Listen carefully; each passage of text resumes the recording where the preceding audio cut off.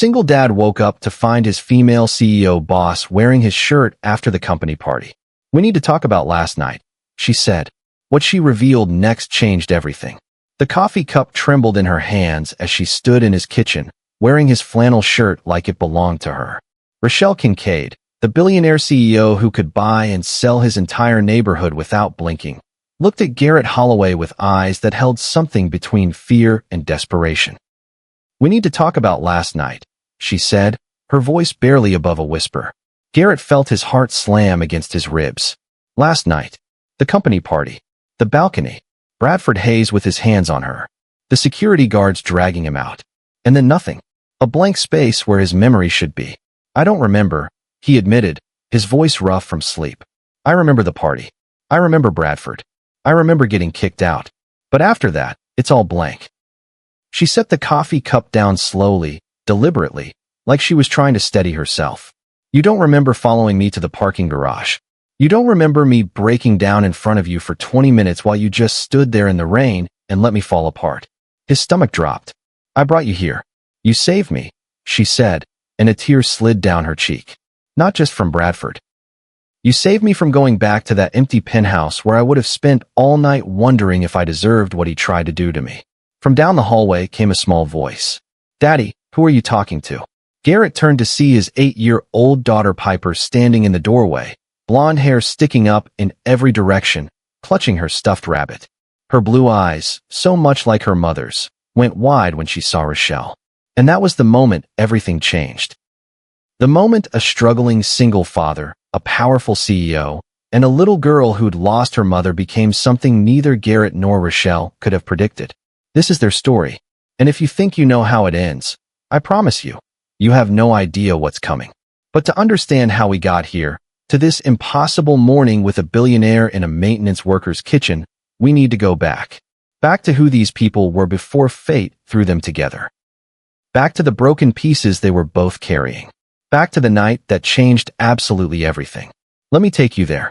Morning sunlight spilled through the cheap Venetian blinds of the Denver apartment 3 days before that fateful company party, casting thin golden stripes across worn carpet that had seen better days.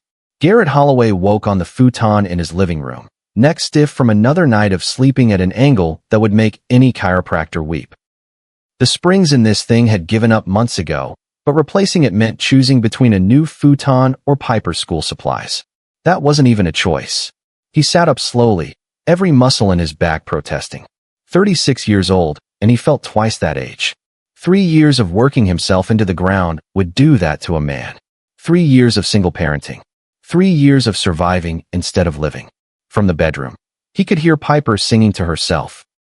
Some song from school, off-key and completely unself-conscious. The sound made his chest tighten with love so fierce it hurt. She was his whole world. The only reason he dragged himself out of bed every morning. The only reason he hadn't given up when Grace died and left him drowning in medical debt and grief so deep it felt like drowning. "Daddy," Piper called out. "Can we have pancakes today?" He walked to her doorway, leaning against the frame. She sat cross-legged on her bed, Mr. Hopscotch the stuffed rabbit in her lap, looking at him with those impossibly blue eyes. "It's Thursday, sweetheart. Pancakes are for Saturdays, remember?" Her face fell just slightly, but she recovered fast. Piper had learned not to ask for too much.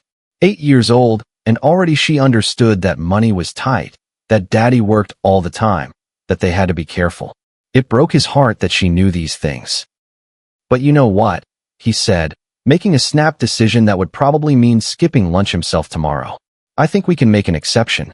Thursday pancakes sound pretty good." Her squeal of delight was worth every penny he didn't have. 20 minutes later, they sat at the tiny kitchen table, sharing a plate of slightly burnt pancakes because the pan was as old as their apartment lease. Piper drowned hers in syrup, getting it all over her fingers, chattering about her best friend Madison and some drama involving jump rope at recess. Garrett watched her, memorizing this moment. Grace used to say that happiness wasn't the big moments, it was the small ones. The syrup-sticky fingers, and the off-key singing, and the burnt pancakes at the wrong end of the week. He hadn't believed it when she was alive, always chasing the next promotion, the next raise, the next thing that would make their life better. Now he'd give anything for one more small moment with her. "You're sad again," Piper said, her voice going quiet. "You get that look when you're thinking about Mom." He reached across the table, wiping syrup from her chin. "I'm not sad, baby. I'm grateful. Your mom gave me you, and that makes me the luckiest dad in the world." "Do you think Mom would like our pancakes?" The question hit him square in the chest. "I think Mom would love our pancakes, especially the burnt parts. She always said those were the best." Piper smiled, satisfied with this answer. Then she hit him with the question that made his heart crack a little. "Daddy, why don't we go to restaurants anymore? Like we used to with Mom?" There it was. The question he'd been dreading. How do you tell your 8-year-old daughter that you're barely keeping your head above water? That the bank account has $247 in it, and rent is due in 12 days? That you're working as a maintenance worker at a tech company because the engineering firm laid you off 2 years ago, and you can't afford to be unemployed long enough to find something better? "Eating at home is healthier, sweetheart," he said, hating himself for the lie. "And I like cooking for you. We get to spend time together." She studied him with those two wise eyes. "Okay, Daddy. I like eating at home too." She knew he was lying. God, she knew. And she was letting him off the hook because she was 8 years old and already protecting his feelings. What kind of father was he that his daughter felt like she had to do that? After breakfast, after he'd gotten her on the school bus with her backpack and her lunch packed in reusable containers because they couldn't afford the cafeteria plan, Garrett stood in the empty apartment and felt the weight of it all settle on his shoulders. The rent notice was still on the counter. $1,200 due by the end of the month. He had $247.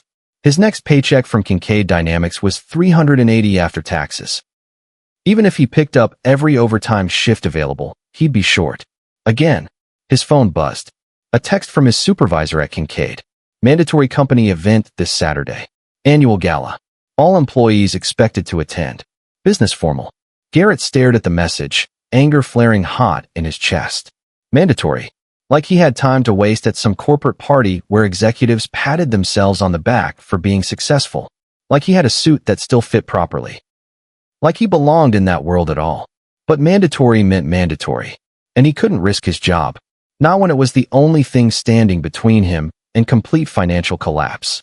He texted back a simple thumbs-up emoji, then threw his phone on the futon and went to get ready for his shift.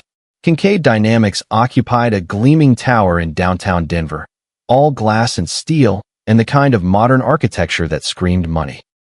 Garrett entered through the service entrance, punching his time card at exactly 7 a.m.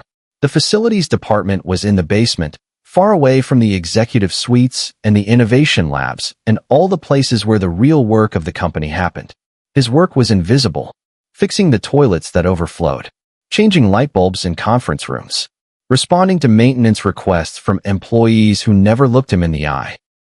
He was part of the machinery that kept the building running, as noticed and appreciated as the HVAC system. "Hey, Holloway," his supervisor called out. "Got a work order for you. Executive floor, office 14. Said her window won't open." Garrett grabbed his tool bag and headed for the elevator. The executive floor, where the air smelled different, expensive, where the carpet was plush enough to sink into, where people wore suits that cost more than his monthly rent. Office 14 belonged to some mid-level executive he'd never met. He knocked, announced himself, and went to work on the window mechanism while the woman sat at her desk, typing away on her laptop, not acknowledging his existence. 15 minutes later, the window opened smoothly. He cleaned up his tools, told her it was fixed. She didn't look up, just waved a hand in dismissal. As he walked back toward the elevator, he passed a corner office with floor-to-ceiling windows overlooking the city. The name on the door read Rochelle Kincaid, Chief Executive Officer. Through the glass wall, he could see her. Tall, dark hair pulled back in a severe bun, wearing a suit that probably cost thousands.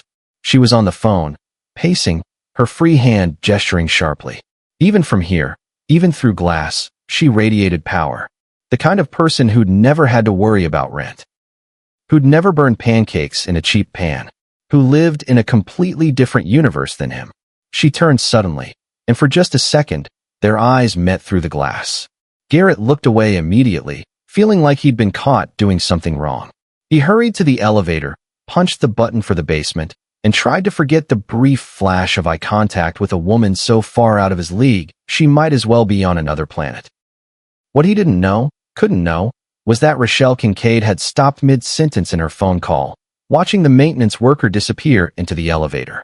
Something about the way he'd looked away, like he didn't have the right to exist in her space, had struck a chord she couldn't quite name. She shook it off and returned to her call. She had a board meeting in an hour, a shareholder presentation after that, and a gala to host on Saturday. She didn't have time to wonder about the sad-eyed maintenance worker with paint stains on his work shirt. But that brief moment of eye contact, that split second of connection between two people living in completely different worlds, was the first thread. Pull it, and everything would unravel. Saturday arrived faster than Garrett wanted. He stood in his bedroom, which was really just a corner of the living room sectioned off by a bookshelf, staring at the suit hanging on the back of the door. The last time he'd worn it was Grace's funeral. Dark gray, slightly too big now because he'd lost weight from stress and skipping meals. The white shirt was yellowed at the collar despite his best efforts with bleach. The tie had a small stain that he'd tried to hide by readying it 3 different ways. He looked like exactly what he was. A poor man trying to dress up as something he wasn't. "Daddy, you look handsome," Piper said from behind him. He turned. She sat on the futon in her pajamas, Mr. Hopscotch in her arms, looking at him with such pride that it made his throat tight. "I look like I'm going to a funeral," he said. She shook her head seriously. "You look like a prince." He crossed the room, scooped her up, sat down with her in his lap. She was getting too big for this, growing up too fast, but she still curled into him like she had when she was tiny. "Mrs. Patterson is going to come stay with you tonight. Okay. I should be home by 10. Mrs. Patterson was their neighbor, a widow in her 70s who sometimes watched Piper for free because she said it kept her young. Garrett suspected she knew they couldn't afford a real babysitter and was too kind to say so. "Will there be dancing at the party?" Piper asked. "Probably. You should dance with someone pretty." The innocence of it gutted him. His 8-year-old daughter trying to set him up, not understanding that he was still so broken over losing her mother that the thought of dancing with anyone else felt like betrayal. "I'm just going to show my face and come home, sweetheart. No dancing." "But Daddy, Mom wouldn't want you to be sad forever." He pulled her closer, pressed his face to her hair. "How did you get so wise?" "I'm 8 3/4, she said seriously. "That's almost 9. Mrs. Patterson arrived at 6:30. Garrett kissed Piper goodbye, promised to check on her when he got home even if she was asleep, and headed out to his truck. The old Ford had been with him longer than his marriage. Dented, rusted in places, the check engine light permanently on. But it ran, and that was all that mattered. He drove across town toward the Riverside Hotel, watching the neighborhoods change from modest to wealthy, the houses getting bigger, the cars getting newer. The hotel was the kind of place he'd never enter under normal circumstances. Valet parking, doormen in uniforms, marble floors that reflected the massive chandeliers hanging overhead. He bypassed the valet, not wanting to tip someone when he could barely afford gas, and parked in the structure 2 blocks away. Walking into the ballroom felt like entering another dimension. The space was enormous, decorated with white flowers and twinkling lights. Tables covered in silk cloths. A bar that stretched along one wall. A string quartet playing something classical. And people. So many people in designer gowns and expensive tuxedos, holding champagne flutes, laughing with the ease of those who'd never worried about money a day in their lives. Garrett immediately felt every eye on him. Felt the judgment in their quick glances at his too big suit and his scuffed shoes. He made his way to the bar, ordered a champagne just to have something to hold, and found a spot along the wall where he could be present without being noticed. Across the room, near the front, he spotted Rochelle Kincaid. She wore a black dress that was somehow both elegant and devastating. Hair down tonight, falling in dark waves over her shoulders. Diamond earrings that caught the light. She stood with a group of men in expensive suits, all of them orbiting her like planets around the sun. She smiled, laughed at something one of them said, but even from here, Garrett could see the smile didn't reach her eyes. She looked lonely, which was insane. She was surrounded by people, the center of attention, the most powerful person in the room. How could she possibly be lonely? "Ladies and gentlemen," a voice announced over the speaker system. "Please welcome Kincaid Dynamics CEO, Rochelle Kincaid." Applause filled the room as Rochelle took the small stage at the front. The lights dimmed everywhere except where she stood, spotlit, commanding. "Thank you all for being here," she began, and her voice carried that same authority he'd sensed through the glass office wall. "Tonight we celebrate another year of innovation, growth, and success. Kincaid Dynamics has exceeded every projection, broken every record, and positioned ourselves as leaders in our industry." More applause. Garrett sipped the champagne he didn't want, watching her perform. Because that's what this was. A performance. The confident CEO, the visionary leader, the woman who had everything. "But I want to take a moment," she continued, and something in her voice shifted. Something softer. "To thank the people who make this company run. Not just the executives and the engineers, but every single employee. The people who answer phones and clean offices and fix broken things. You matter. You are seen." Her eyes swept the crowd, and for just a second, they landed on him. Garrett's breath caught. It was less than a second, a flicker of eye contact, but it felt like lightning. Then she looked away, finished her speech to thunderous applause, and stepped down from the stage.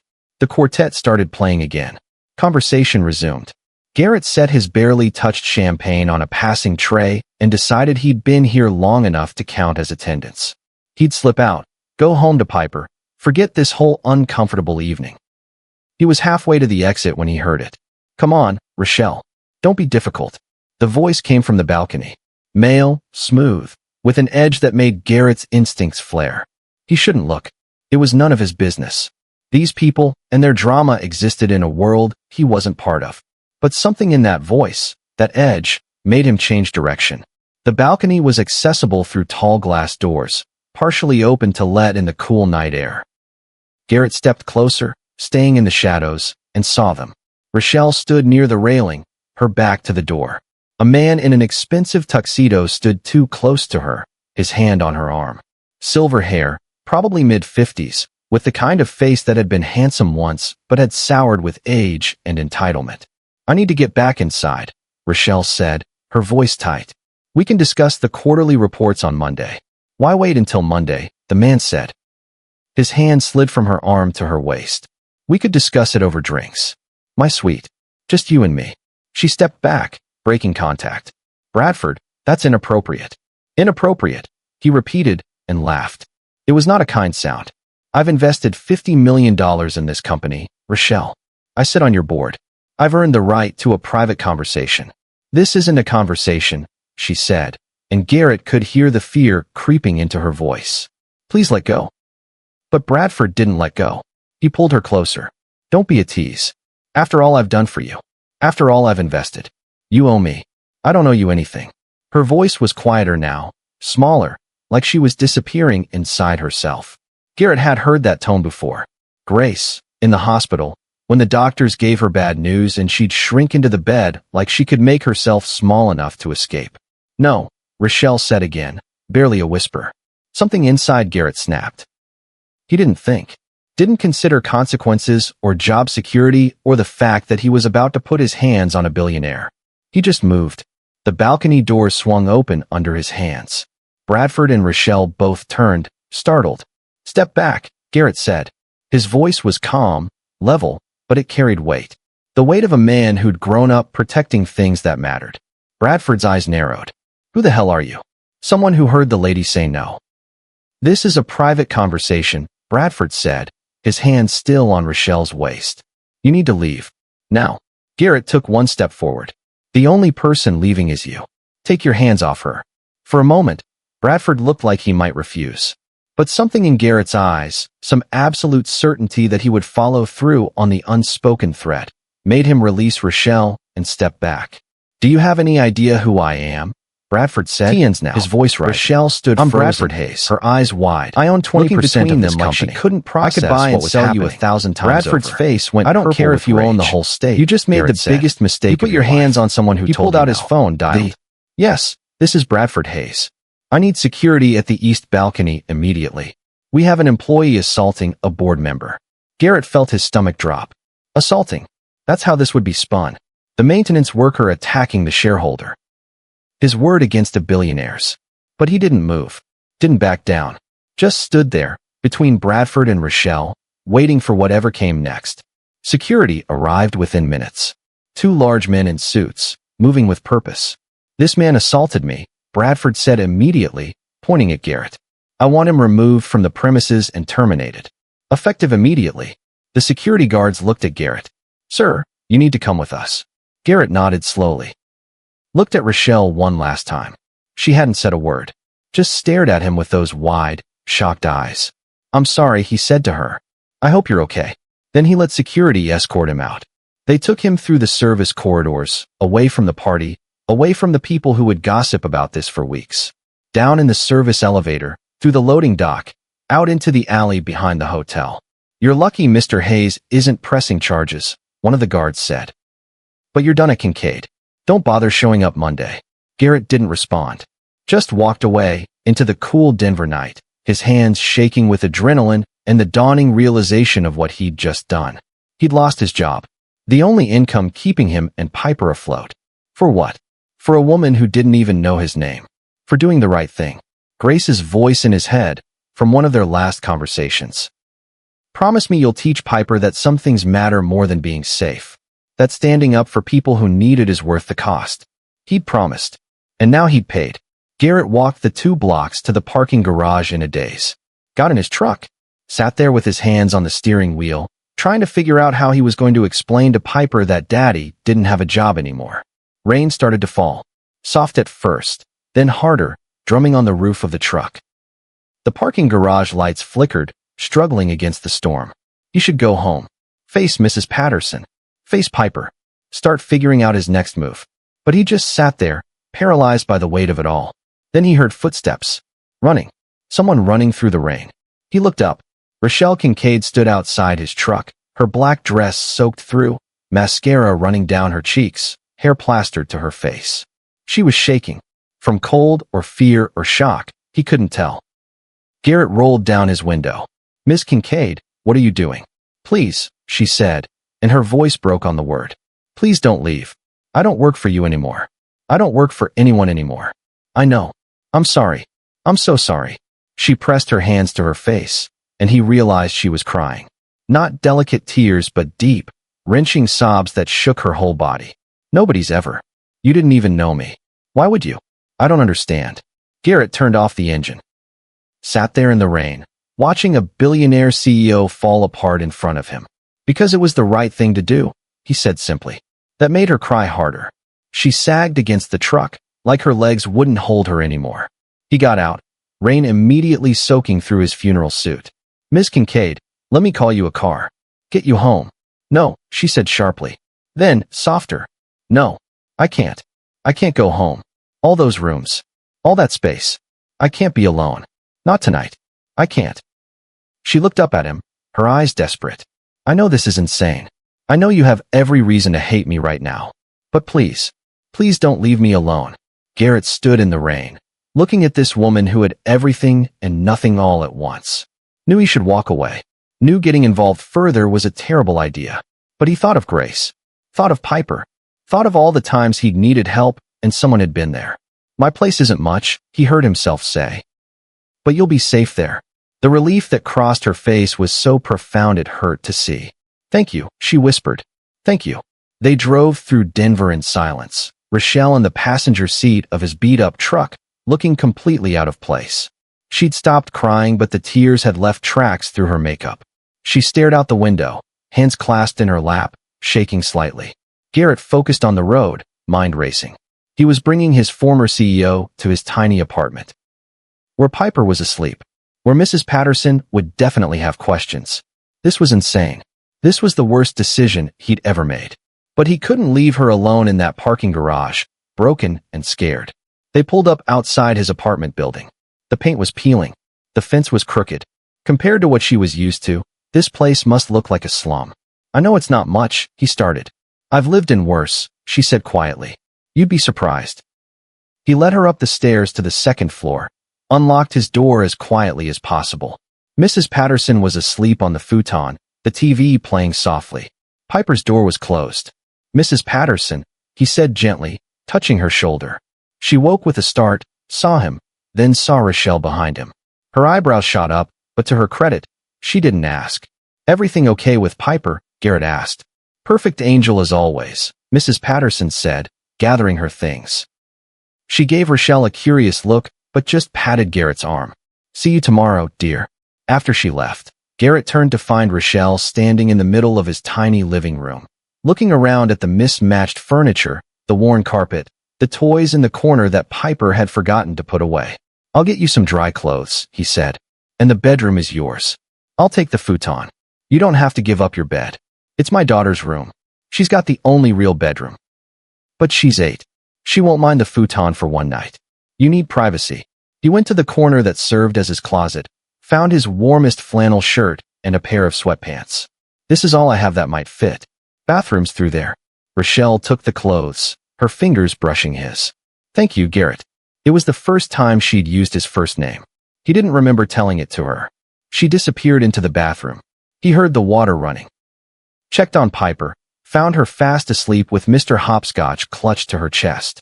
Gently picked her up, carried her to the futon, tucked her in. She stirred slightly, but didn't wake. When Rochelle emerged from the bathroom, she was wearing his flannel shirt and sweatpants rolled up at the ankles. Her face was clean of makeup. Hair damp. She looked younger like this. Vulnerable. He gave her a glass of water, showed her where everything was. I'll be right out here if you need anything. She nodded, disappeared into Piper's room, closed the door. Garrett sat on the floor next to the futon where his daughter slept, his back against the wall. His mind spun through everything that had happened.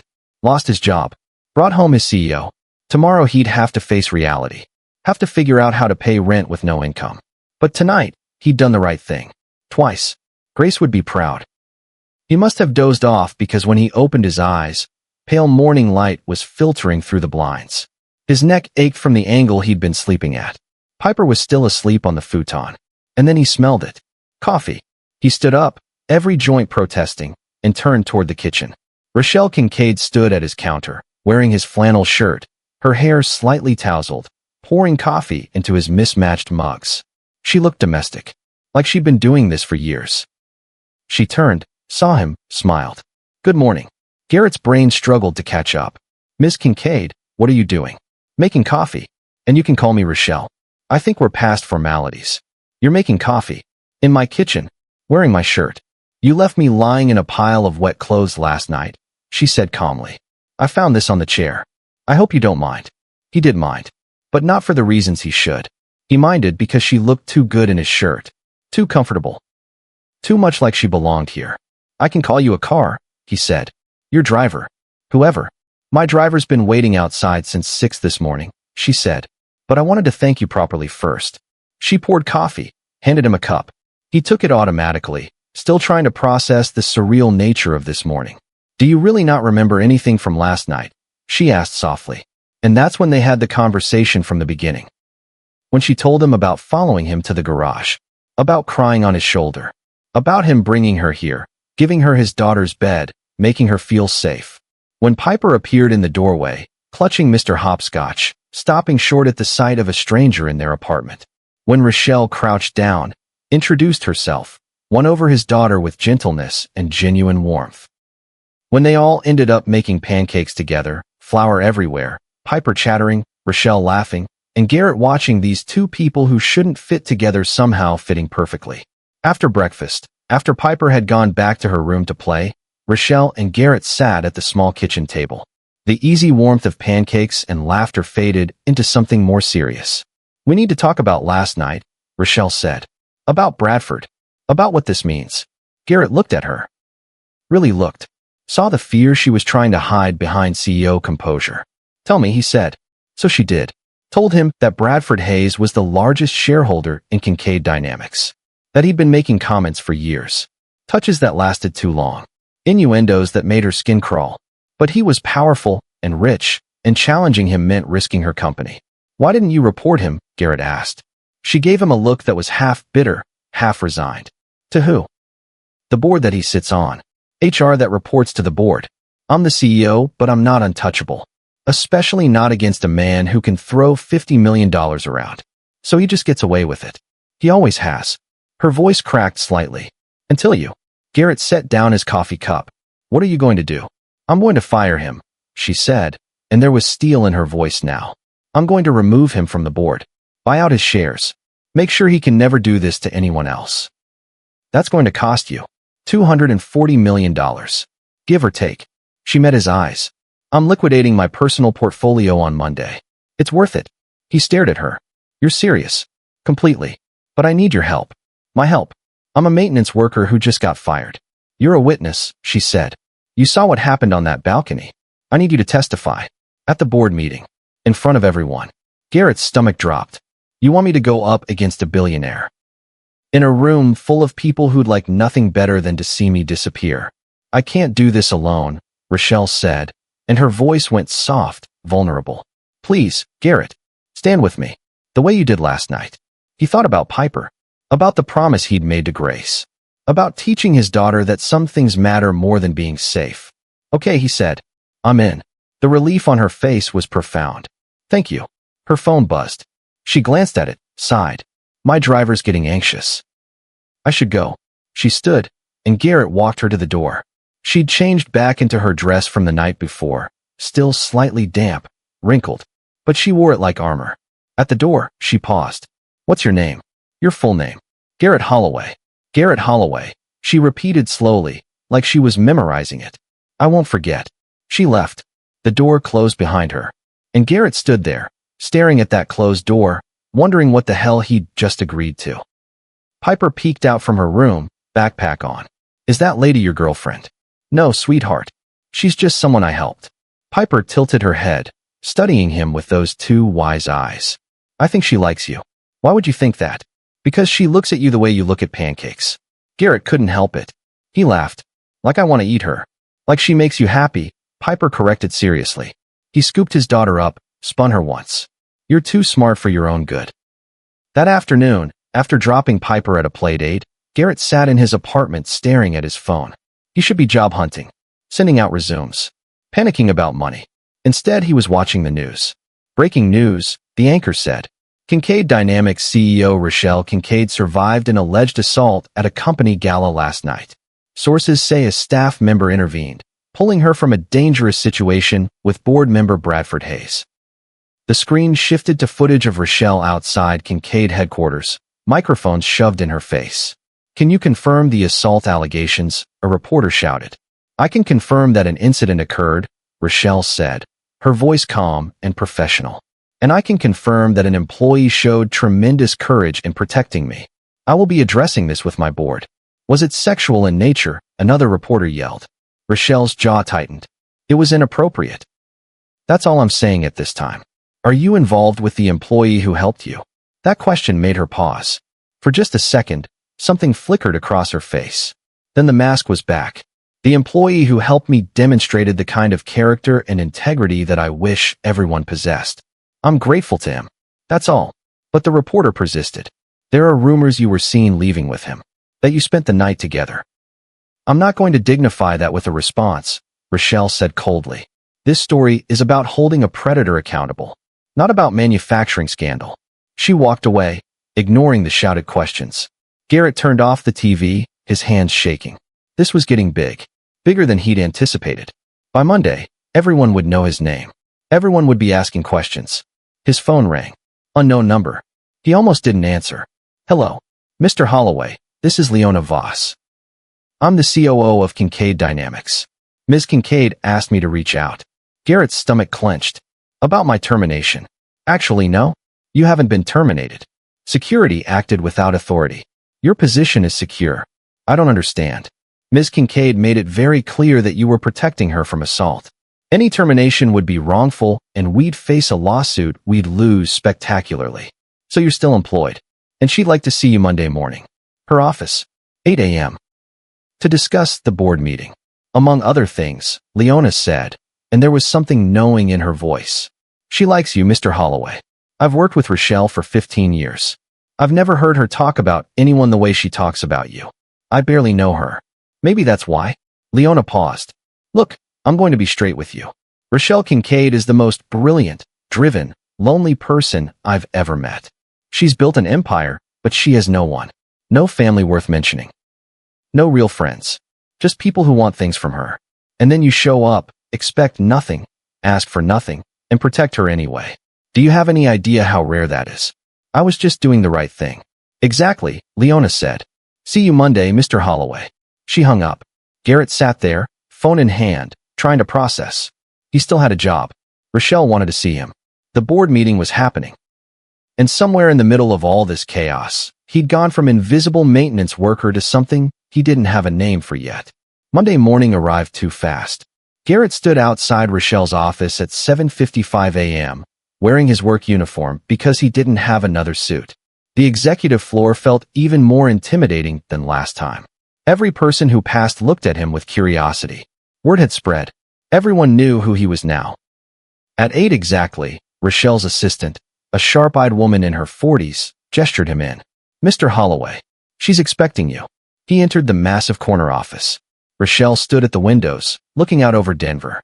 She wore a charcoal suit, hair in that severe bun, every inch the CEO. But when she turned and saw him, her expression softened.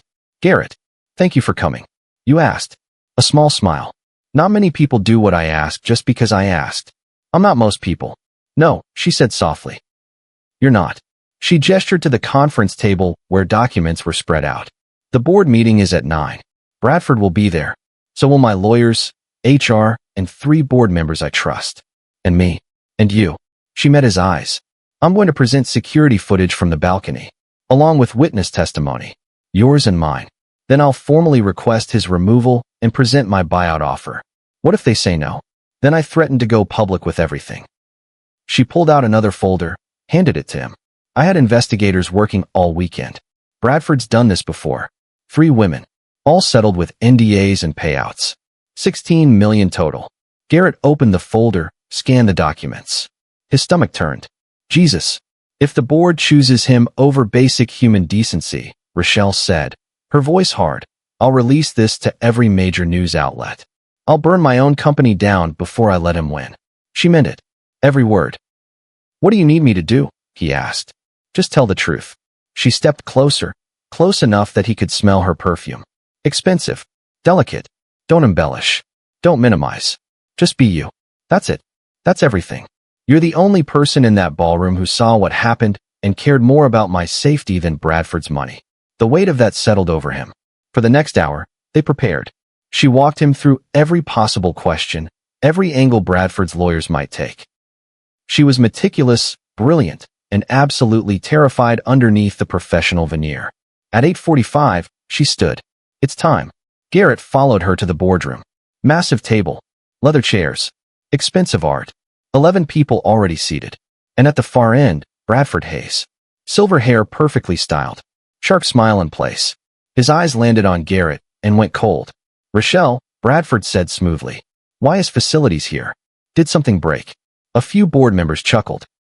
Garrett felt his face heat. But Rochelle didn't even blink. Mr. Holloway is here as a witness. You're about to find out why. She pressed a button and the screen behind her lit up with security footage. Black and white. Timestamp in the corner. The balcony. The room went completely silent as the video played. Bradford's hand on Rochelle's arm. Her stepping back. His voice, caught by the camera's audio. Don't be a tease. You owe me. Her small, frightened voice. Please let go.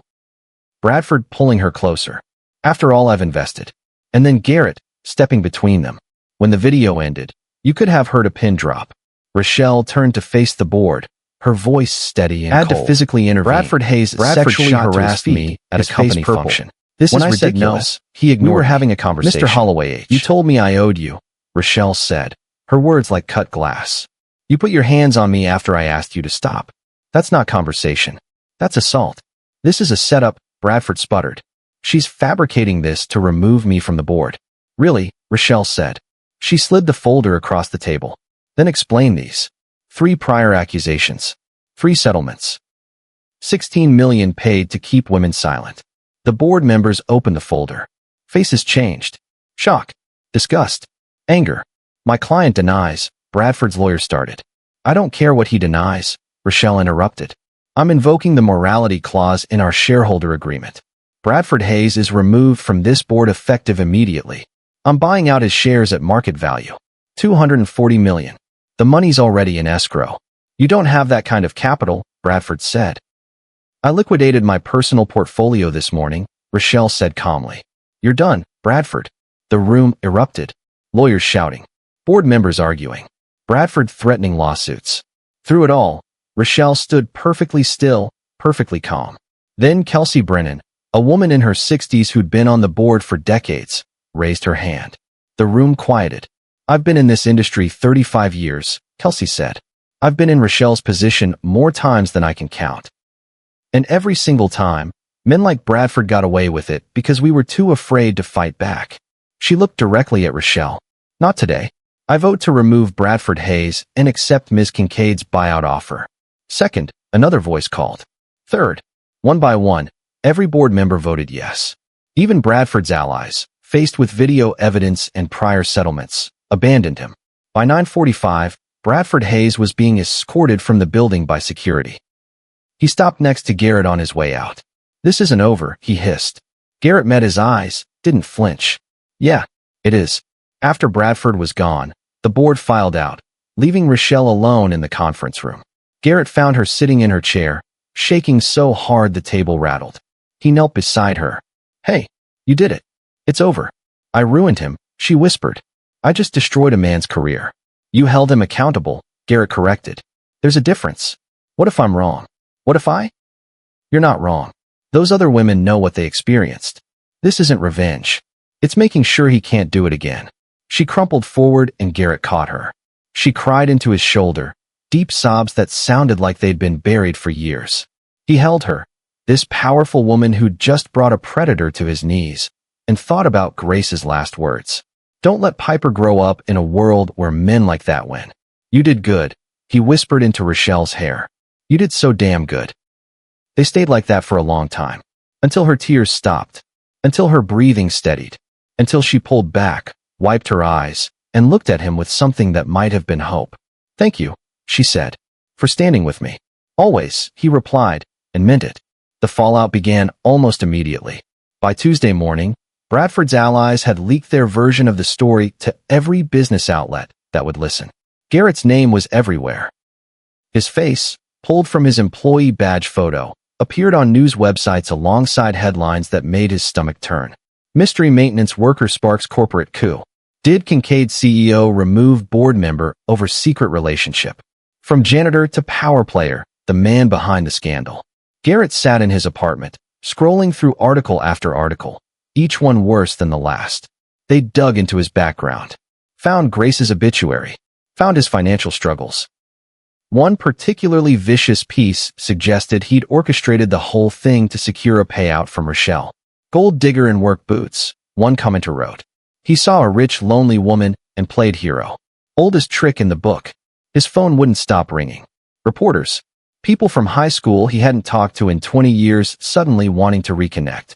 His supervisor at Kincaid, awkwardly asking if he needed time off. The only call he answered was from Piper's school. Mr. Holloway, the principal said, her voice tight with disapproval. We need to discuss some concerns. What concerns? Other parents have expressed discomfort with the media attention surrounding your family. And some of the children have been asking Piper questions that are, well, inappropriate for third graders. His hand tightened on the phone. What kind of questions? Whether her father is dating someone for money. Whether you're going to be rich now. One child told Piper that his mother said you're taking advantage of a vulnerable woman. Rage, white hot and immediate, flooded through him. Piper is 8 years old. She has nothing to do with any of this. I understand, Mr. Holloway. But the disruption is significant.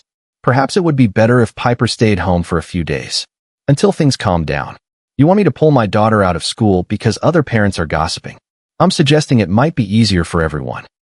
He hung up, sat there, shaking with anger and helplessness. This was what standing up for the right thing got you. Your name dragged through the mud. Your daughter ostracized. Your entire life turned into entertainment for strangers. His phone buzzed again. This time, a text from Rochelle. I'm so sorry. I'm making a statement today. I'll fix this. He texted back. Don't apologize for doing the right thing. 3 dots appeared, disappeared, appeared again. Then her response. Can I see you? I need to see you. He should say no. Every logical part of his brain screamed that getting closer to Rochelle Kincaid would only make this worse. But he'd stopped listening to the logical parts. Yeah, come over. She arrived an hour later. No driver this time. She drove herself, parking a modest sedan that probably still cost more than his annual salary, but was at least trying to be inconspicuous. She wore jeans and a sweater, hair down, sunglasses covering half her face. She looked exhausted. Garrett let her in. She stood in his living room, the same spot she'd stood that first morning, and looked at him with eyes full of guilt. "This is my fault," she said. "All of it. Your name in the papers, Piper being harassed at school. I never wanted this to touch you. It's not your fault that people are terrible. But it is." She moved closer. "I could make this go away. Issue a statement saying you're just an employee who happened to be there. Distance myself completely. Give you plausible deniability. And let everyone think Bradford was right. That nothing happened. My reputation can handle it. Yours can't. You have Piper to think about." "That's exactly why I'm not backing down," Garrett said. "What kind of example would I set for my daughter if I let a predator rewrite the truth because it's uncomfortable?" Rochelle's eyes filled with tears. "You're a better person than I deserve." "That's not true." "It is." She pressed her hands to her face. "Everyone I've ever known wanted something from me. Money, connections, status. You're the first person who just wanted me to be safe. And now you're paying for it." "Rochelle." She looked up at him, tears spilling over. "I don't know how to do this. I don't know how to care about someone without ruining their life. You're not ruining my life. Look around, Garrett. Your face is on the news. Your daughter is being bullied. Strangers are calling you a gold digger. How is that not ruined?" "Because I made a choice," he said firmly. "I chose to help you. I chose to testify. I chose to stand with you. Nobody forced me. And I'd make the same choice again. Why? Because some things matter more than being comfortable. And because," he paused, searching for words, "because when I look at you, I don't see a CEO or a bank account. I see someone who needed help. And now I see someone I don't want to stop knowing." The air between them changed. Charged. Heavy with things unsaid. "I can't stop thinking about you," Rochelle whispered. "And I know that's insane. I'm your boss. You saved me once, and now your whole life is falling apart because of me. I have no right to ask for anything more. But I can't stop." He stepped closer. "I don't want you to stop. Garrett, this is complicated. Everything worth having is complicated." She laughed, but it came out shaky. "You don't know what you're saying. I come with baggage. Family who'll hate you. A spotlight that never turns off. Expectations and pressure, and 1,000 reasons this can't work. Then give me one reason it can." She looked up at him, and in her eyes he saw fear and hope warring for dominance. "Because when I'm with you, I feel like I can breathe. Like I'm not performing anymore. Like I'm just Rochelle, not the CEO, not the brand, just me. And I haven't felt that since I was a kid." He cupped her face in his hands, rough and calloused from years of manual work, against her skin. "That's the only version of you I want." They kissed. Soft at first, tentative, like they were both afraid this moment might shatter. Then deeper, urgent. 3 weeks of tension and connection and impossible circumstance pouring into that kiss. When they broke apart, both breathing hard, Rochelle laughed again. This sounds shocked and slightly hysterical. "Well," she said, "that's definitely going to complicate the HR paperwork." Garrett couldn't help it. He laughed too. And then they were both laughing, foreheads pressed together, the weight of the world temporarily forgotten. "I don't know how to do this," he admitted. "I don't know how to be what you need." "You already are," she whispered. "You're kind to your daughter. You fix things with your hands. You step in when someone needs help. You're everything, Garrett. I'm broke. I live in a 1-bedroom apartment. My idea of a fancy dinner is Olive Garden. I don't care. Your board will. Then I'll get a new board." He pulled back to look at her. "You can't blow up your life for me. Watch me." And he saw it then. The same steel that had faced down Bradford. The determination that had built an empire from nothing. Rochelle Kincaid didn't make idle threats. "What do you want?" he asked. "Really? Not what's practical or smart. What do you actually want?" She took his face in her hands, mirroring his gesture. "I want Saturday pancakes. I want to fall asleep on this terrible futon and wake up with your arm around me. I want to help Piper with her homework and argue with you about whose turn it is to do dishes. I want a life that's small and real and mine. That's not the life you have." "No," she said. "But it could be." Over the next 3 days, the media storm intensified. Bradford hired a PR firm to spin his narrative. Victim of corporate conspiracy. Falsely accused. Character assassination. His lawyers filed a lawsuit against Kincaid Dynamics for wrongful termination, conveniently ignoring that he'd resigned under pressure rather than being fired. Rochelle's stepmother Vivian called for the first time in 6 months. "I heard about your little hero," Vivian said, her voice dripping with disdain. "Don't be foolish, Aubrey. Men like that only want your money. You're embarrassing the family." Rochelle stared at her phone, at the woman who'd married her father for his money and then spent 20 years trying to push his daughter out of the company. "First, my name is Rochelle. You've never had the right to call me anything else. Second, I don't have a family. I have DNA connections to people who want my money. There's a difference. And third, don't contact me again." She blocked the number, then blocked Derek's for good measure. For the first time in years, the silence felt like freedom. Wednesday afternoon, Garrett picked Piper up from school early. He decided the principal was right about one thing. Piper didn't need to be there while other kids parroted their parents' poison. They'd do homeschool for a few days. Together, she climbed into his truck, backpack dragging, face blotchy from crying. "Baby, what happened?" "Madison said her mom said you're a freeloader," Piper choked out. "She said you're dating Miss Rochelle for her money. She said you're not a real hero. You're just pretending." Garrett pulled over, unable to drive through the rage and heartbreak. He unbuckled, pulled Piper into his lap, held her while she cried. "Listen to me," he said when her sobs quieted. "Listen very carefully. I helped Miss Rochelle because she needed help. Not for money. Not for anything except doing what's right. And anybody who says different doesn't know me. Doesn't know us." But why are they so mean? Because people get scared when others do brave things. It makes them look at their own choices. And sometimes that's uncomfortable. So instead of dealing with their discomfort, they attack. Piper pulled back, wiped her nose on her sleeve. "Are you and Miss Rochelle dating?" The directness of 8-year-olds. "Yeah, sweetheart. I think we are." "Do you love her?" He could lie. Protect himself. Keep that truth buried. But Piper deserved honesty. "I think I'm starting to," he admitted. Piper studied him seriously. "Good. Mom would want you to be happy." The mention of Grace hit him like a punch. "How do you know that?" "Because she told me," Piper said simply. "Before she died. When you weren't in the room. She said if something happens to me, don't let Daddy be sad forever. Tell him it's okay to love again." Garrett's vision blurred with tears. "She said that. She made me promise." Piper's voice got very small.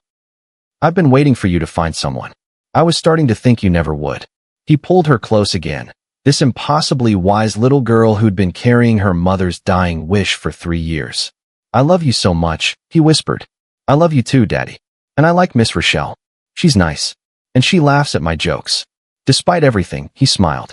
"She does, doesn't she?" That night, after Piper was asleep, Rochelle came over again. It was becoming a pattern. Her showing up after dark, sitting with him on the futon, talking until late, learning each other. Tonight, she brought a folder. "What's this?" he asked. "Insurance," she said. "I had my investigators dig deeper into Bradford. We found 2 more women, willing to break their NDAs if it goes to court. And we found financial irregularities. He's been skimming from his investment fund. Not enough to get caught easily, but enough that federal regulators would be very interested. You're building a nuclear option. If he pushes this lawsuit, if he tries to destroy you publicly, I'm releasing everything." She met his eyes. "Nobody threatens you. Not while I have breath in my body." The fierceness of it should have been intimidating. Instead, it made him fall a little more in love with her. "You're terrifying," he said. "Good." She smiled. "I've spent too many years being nice to men who don't deserve it." They sat in comfortable silence, her head on his shoulder, his arm around her. Outside, Denver glittered with lights. Inside, in this small apartment with its worn furniture and mismatched dishes, something real was growing. "I need to tell you something," Rochelle said quietly. "About my family." "Okay. My biological parents gave me up when I was 3. Drug addicts who couldn't take care of themselves, let alone a kid. I went into foster care. Bounced around for years. Some homes were okay. Most weren't." Her voice went flat, distant, like she was recounting someone else's story. "When I was 12, I stole an apple from a foster father's fridge. I was so hungry. He beat me with a belt. 5 lashes across my back. Called me a thief." Garrett's arm tightened around her. "At 14, the girls at the group home shoved me in a locker. Said I was trash. That nobody would ever want me. And I believed them." She paused. "At 16, I tried to kill myself. slashed my wrists in a bathroom. A social worker found me in time. Jesus, Rochelle. She pulled up her sleeve, showed him the scars she usually kept hidden. I'm not ashamed anymore. These are proof I survived. He took her wrist gently, pressed his lips to the scars. I'm so sorry you went through that. It made me who I am, she said. Taught me to fight. But it also taught me that I was alone, that I couldn't trust anyone. And then my adoptive father, Richard Kincaid, took me in when I was 18. Paid for college. Gave me a job at his company. And when he died, he left me everything. His family must have loved that. Vivian, his second wife, challenged the will. Said I manipulated a dying man. It took 3 years of legal battles to secure my inheritance. By then, Vivian and her son Derek hated me. Still do. They've been trying to force me out of the company for a decade. So when you removed Bradford, you made powerful enemies. I've always had powerful enemies, she said. What I've never had is someone standing with me who doesn't want something in return. She turned to look at him, her eyes searching his face. Why are you doing this, Garrett? Really? You could walk away. Save yourself and Piper from all this mess. Why are you still here? He didn't have to think about the answer. Because I see you.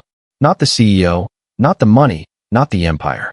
I see the woman who cried in my kitchen, who makes terrible pancakes with my daughter, who laughs at bad jokes and looks surprised every time someone is kind to her. That's who I'm here for. A tear slid down her cheek. I don't know if I'm worth all this trouble. You are, he said firmly, and I'll keep saying it until you believe it. She kissed him then, slow and deep and full of everything she couldn't say out loud yet. When she left that night, around midnight, Garrett stood at the window watching her drive away. His phone buzzed. A text from her. Thank you for seeing me. For all of it. I'm falling for you, Garrett Holloway. And it terrifies me. He texted back. I'm falling too. And we'll figure it out. Together. Friday came with new headlines. Rochelle Kincaid stepping down as CEO. Garrett read the press release in shock. Effective immediately, she was transitioning to chairman of the board. Her COO, Leona Voss, would take over day-to-day operations. Rochelle would focus on strategic vision and her new venture, a fund for women entrepreneurs. His phone rang. Rochelle, did you really just quit? He asked. I didn't quit. I evolved. Her voice was light, almost giddy. I've been CEO for 10 years, Garrett. Building an empire I don't even enjoy running. This is me choosing what I actually want. And what's that? A life. With you. With Piper. Building something that matters instead of just something profitable. Rochelle, you can't make life decisions based on a relationship that's 3 weeks old. Watch me, she said. I'm having a press conference at 2. I'd like you there. If you're willing. The business world is going to lose their minds. Let them. I'm done living for their approval. The press conference was chaos. Reporters packed the room, cameras everywhere, the energy electric with anticipation. Rochelle stood at the podium, Garrett beside her, visible unity that sparked immediate speculation. Thank you all for coming, Rochelle began. Today I'm announcing my transition from CEO to chairman of Kincaid Dynamics. This isn't a retreat. It's a recalibration. I'm choosing to spend my energy on work that aligns with my values. A reporter shouted. Is this related to Bradford Hayes and the harassment allegations? Partially, Rochelle said. Removing Bradford showed me how much of my career I've spent compromising my values for business relationships. I'm done with that. Going forward, I work with people I respect, in environments that honor dignity. Another reporter. And what about your relationship with Garrett Holloway? Is that why you're stepping down? Rochelle's hand found Garrett's, a deliberate gesture that sent cameras flashing like lightning. Garrett Holloway reminded me what integrity looks like, she said. He sacrificed his job security to protect someone he didn't even know. That's the kind of character I want in my life, personally and professionally. So you are in a relationship, the reporter pressed. Rochelle smiled. I'm standing next to a man who makes me believe in goodness again. Draw your own conclusions. The room erupted with shouted questions. Garrett stood there, hand in hers, feeling like the entire world was watching. And then Rochelle did something that made his heart stop. She let go of his hand and knelt. Right there on the press conference stage, cameras broadcasting live, she knelt in front of him. Gasps echoed through the room. Garrett Holloway, she said, looking up at him. You've shown me what real strength looks like. Not the kind that comes from power or money, but but from choosing kindness when it costs you everything. I want to build a life with you. So I'm asking, in front of everyone, will you take a chance on me? He stared at her, this brilliant, terrifying woman kneeling in front of the press, making herself vulnerable in the most public way possible. Get up, he said softly. Please get up. Not until you answer. He pulled her to her feet, aware of every camera, every reporter, every person watching this moment. Yes, he said. 1,000 times yes. The kiss that followed made headlines around the world. After the press conference, after the interviews and the photos and the absolute circus of it all, they escaped to his truck. Sat in the parking garage, both of them slightly shell-shocked. I can't believe you just did that, Garrett said. I can't either, Rochelle admitted. My hands are still shaking. You proposed to me on live television. I panicked. She laughed, the sound edging toward hysterical. I saw you standing there, and I thought, what if he changes his mind? What if he realizes this is too much? So I just went for it. That was the most insane thing I've ever witnessed. She looked at him, suddenly serious. Do you regret saying yes? Not even a little bit. Relief flooded her face. Good.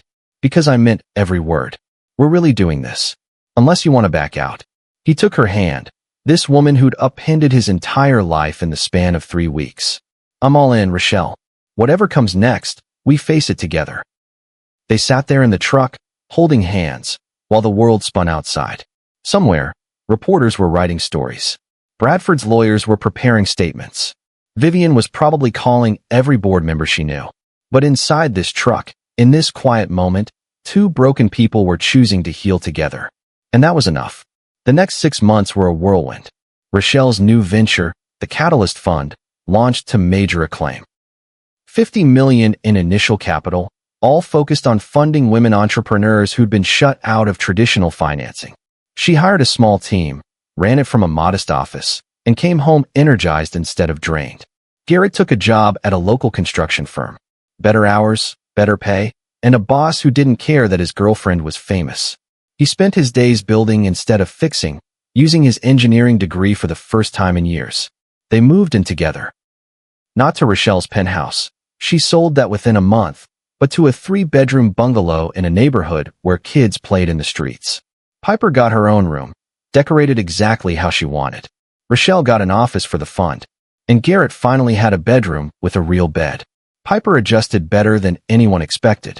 She started calling Rochelle by her first name, then gradually, hesitantly, started saying Mom. The first time it happened, Rochelle cried for 20 minutes. Bradford's lawsuit was dropped after Rochelle's investigators delivered their findings to his lawyers. Faced with evidence of financial fraud and 5 women willing to testify, he settled quietly and disappeared from public life.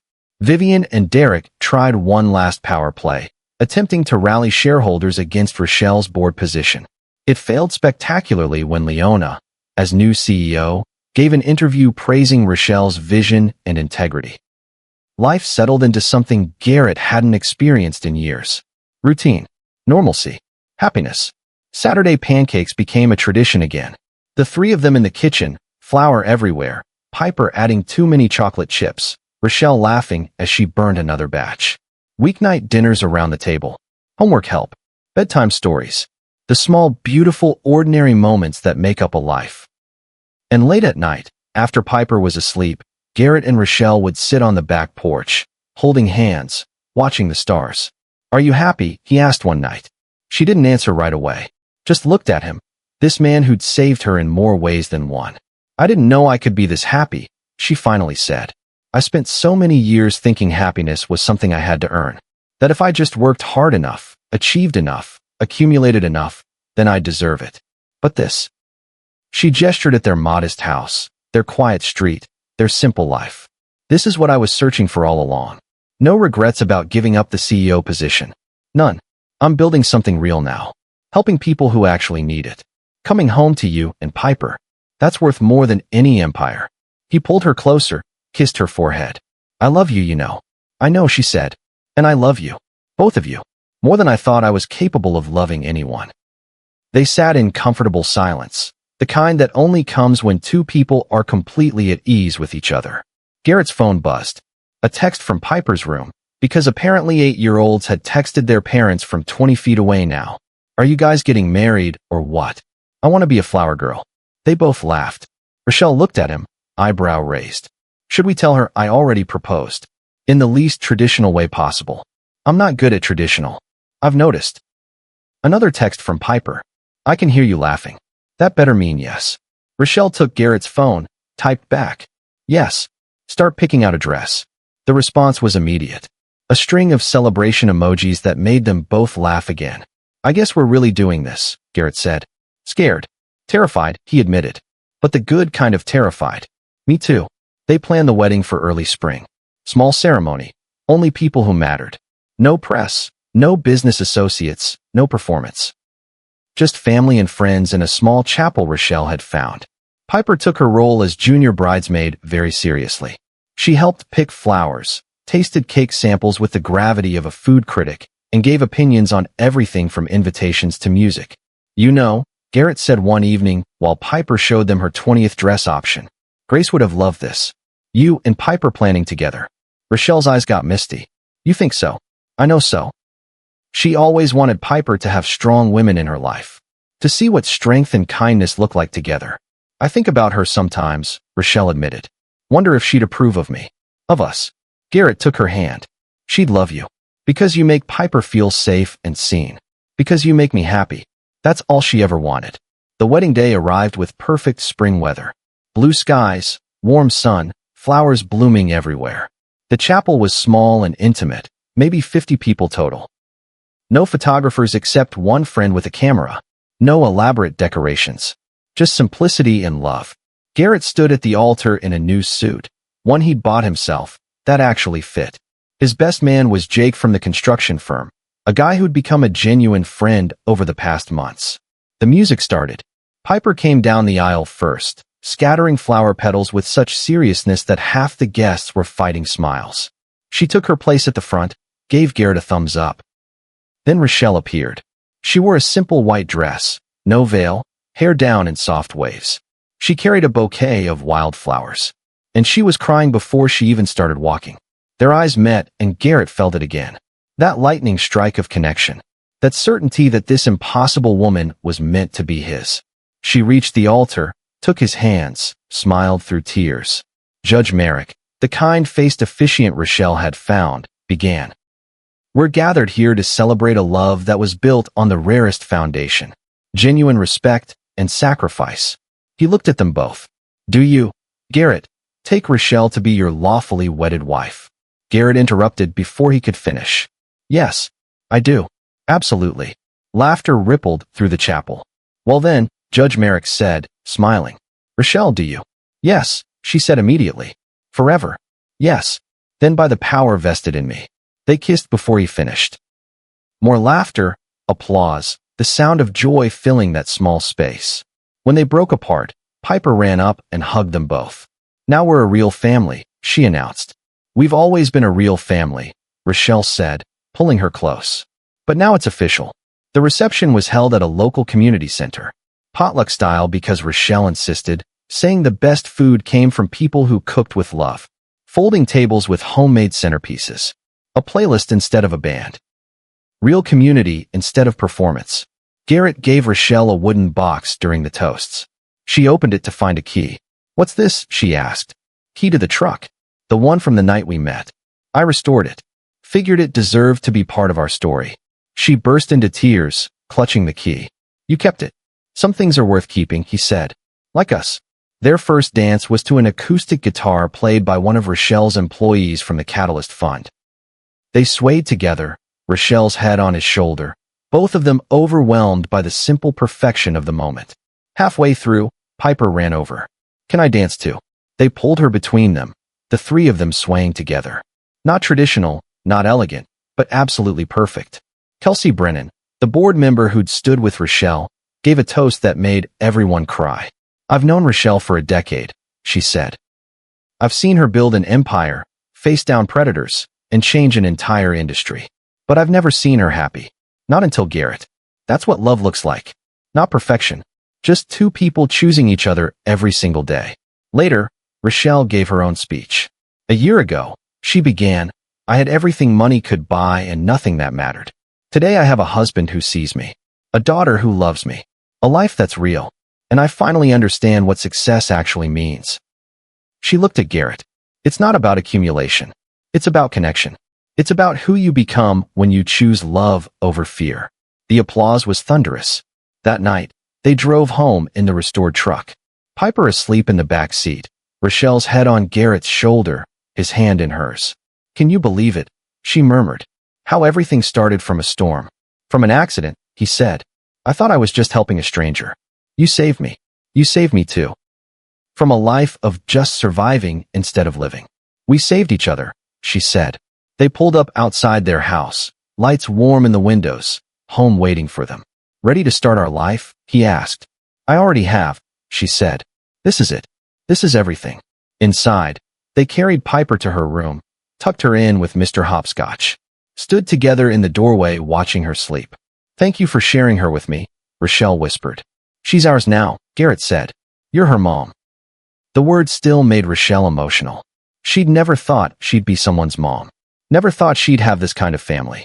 Never thought love could be this uncomplicated and profound. They went to their own room, crawled into bed, tangled together in the dark. I love you, Garrett Holloway, she said. I love you too, Rochelle Holloway. She'd taken his name, said it mattered to her, claiming his family as hers, building something new from both their pasts. They fell asleep like that, holding each other, two broken people who'd found their way to wholeness together. 5 years passed like a dream.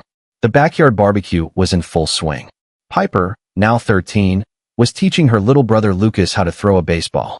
She was patient with him, encouraging everything Garrett had taught her about being kind. Lucas was 4, all energy and curiosity, with Rochelle's dark hair and Garrett's blue eyes. He adored his big sister, followed her everywhere, believed she could do anything. Garrett stood at the grill, flipping burgers, watching his family. His heart felt so full it might burst. Rochelle came up behind him, slid her arms around his waist. Happy, beyond words. Good, she said. Because I have news. His stomach dropped.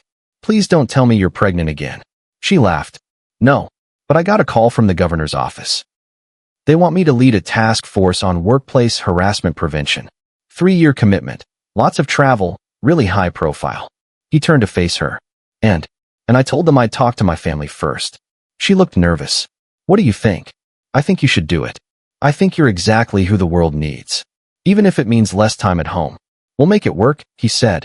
We always do. She kissed him, and it still felt like the first time. That spark, that rightness, that sense of coming home. Daddy, Lucas called. Can we eat yet? 5 more minutes, buddy. But I'm starving now. You're always starving, Piper teased, ruffling his hair. Garrett plated the burgers, called everyone to the table. They sat outside, the 4 of them, eating and laughing and being together. Lucas pointed to the photo on the mantel, visible through the window. Who's that lady? That's Piper's first mom, Rochelle explained gently. Her name was Grace. Did Daddy love her? Very much, Garrett said. Do you love Mommy, Rochelle? Very much. Lucas considered this with 4-year-old logic. So you have a big heart. Garrett's throat tightened. Yeah, buddy. I guess I do. That's good, Lucas announced. Big hearts are the best. Later, after the kids were in bed, Garrett and Rochelle sat on the back porch. Their ritual. Their time. Do you think Grace would approve? Rochelle asked. Of all this? I know she would, Garrett said. She wanted us to be happy. All of us. I never want to replace her. You don't, he assured her. You're both part of our story. That's what makes us whole. She leaned against him, fitting perfectly into his side. How did we get so lucky? I don't think it was luck, he said. I think we both made choices. You chose to fight back against Bradford. I chose to help you. We chose to be brave when it would have been easier to be safe. Best choices we ever made. Second best, he corrected. What was first? Saying yes when you proposed on live television. She laughed, swatted his arm playfully. That was insane. That was perfect. They sat in comfortable silence, watching the stars. Somewhere in the house, their children slept. Around them, the life they'd built together hummed with quiet contentment. You know what I realized? Rochelle said. What? Happiness isn't something you achieve. It's something you choose. Every single day, in the small moments. The burnt pancakes and the homework struggles and the ordinary, beautiful chaos of life. Sounds like something Grace would say. Maybe that's why you loved her. And why you love me. We both understood that life is short. That connection matters more than achievement. He pulled her closer. I love you because you're you. Because you make terrible pancakes. Because you cry at Piper's school plays. Because you're brilliant and fierce and somehow still surprised when people are kind. I love you because you see me, she said. The real me. Not the CEO or the money or the brand. Just Rochelle. And you choose her anyway. Especially her. They kissed under the stars. These two people who'd found each other in the midst of a storm and built something beautiful from the wreckage.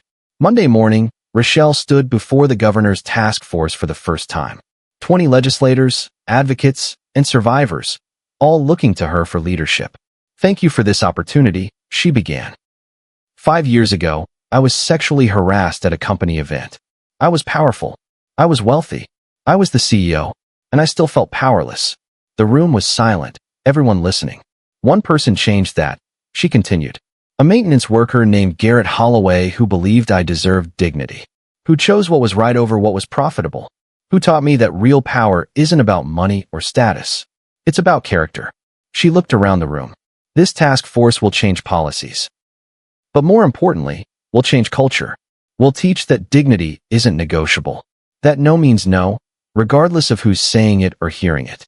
And we'll show that the bravest thing you can do is choose integrity even when it costs everything. The room erupted in applause.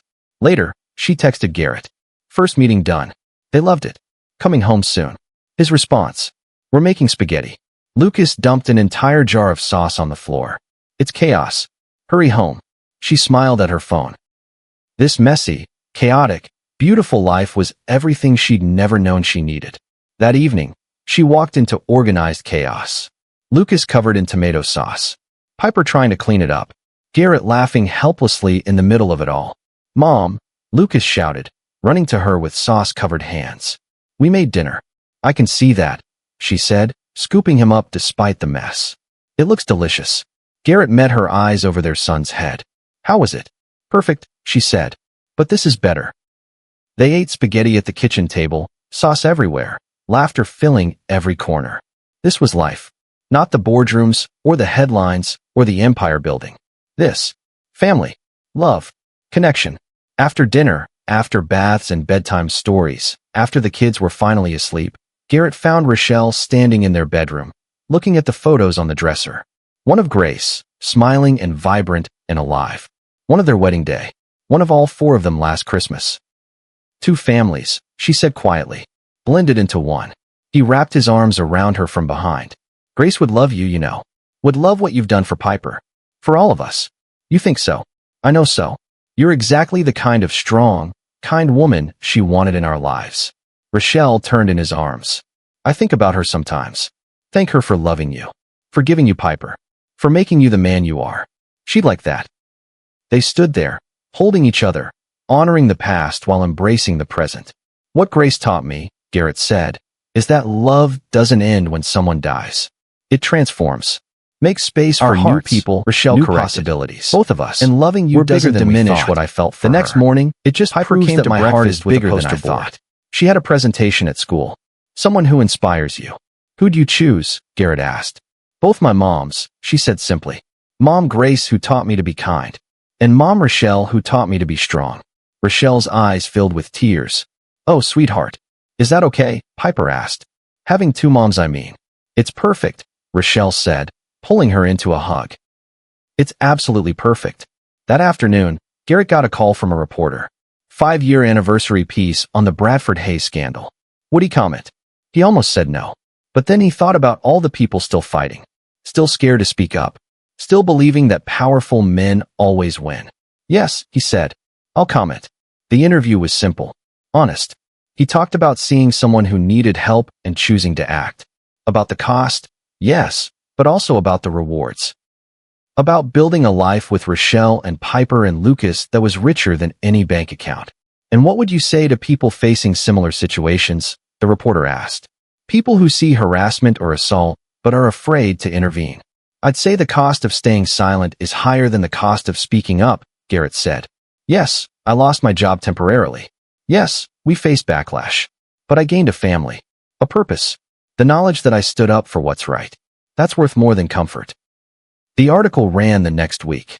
Within days, Garrett's inbox filled with messages. People thanking him, sharing their own stories, saying his example gave them courage. He showed them to Rochelle one evening. Look at this. All these people saying our story mattered. It does matter, she said. We proved that choosing integrity over convenience is possible. That standing up to power can work. That ordinary people can make extraordinary differences. We're not that extraordinary. Speak for yourself, she teased. I'm pretty extraordinary. He laughed, pulled her close. Yeah, you really are. Saturday morning arrived with its usual chaos. Pancake tradition in full force.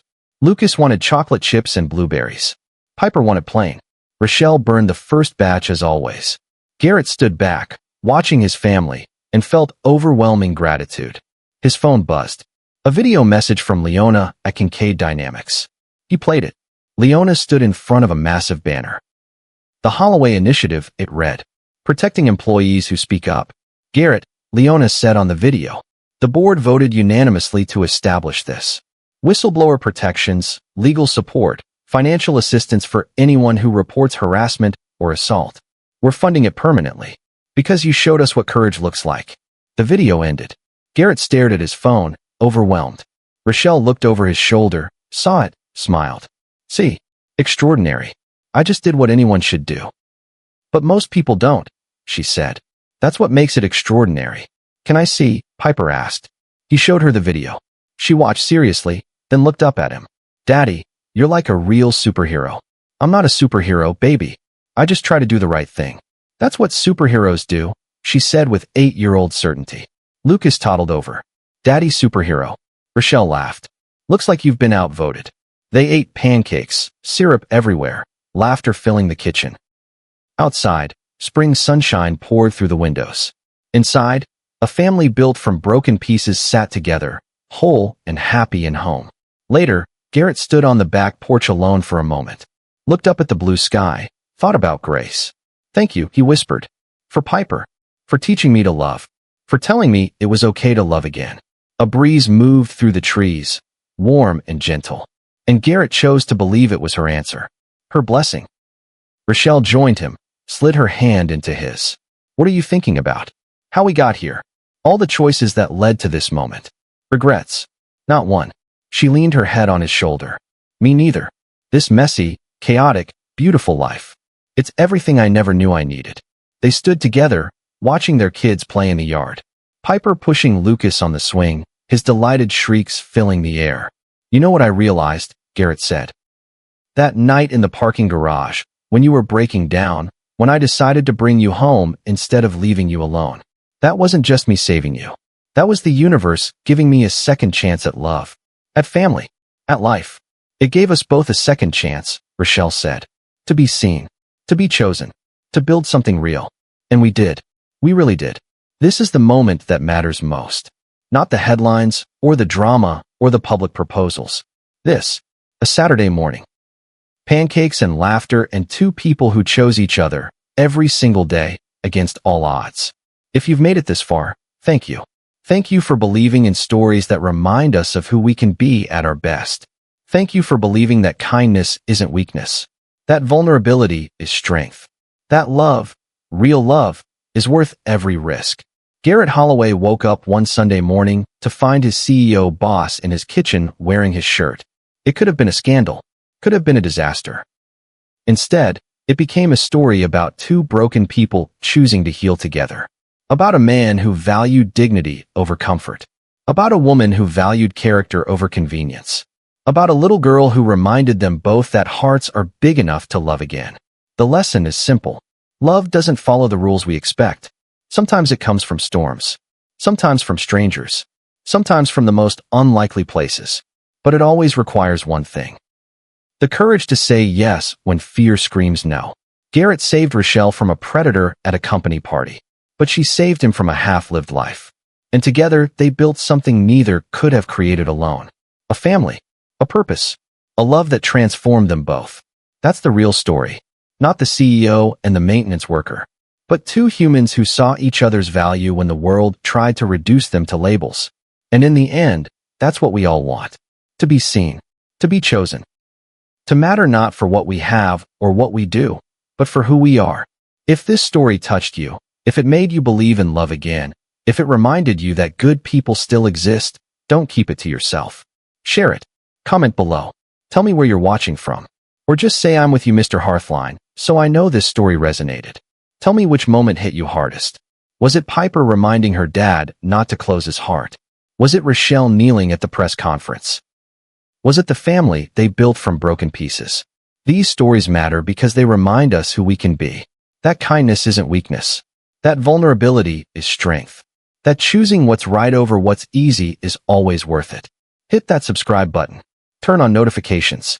Because there are more stories like this. More reminders that love exists. That courage matters. That ordinary people can make extraordinary differences. Thank you for being here. Thank you for believing in stories that celebrate our best selves. Thank you for choosing hope over cynicism, love over fear, connection over isolation. I'll see you in the next story.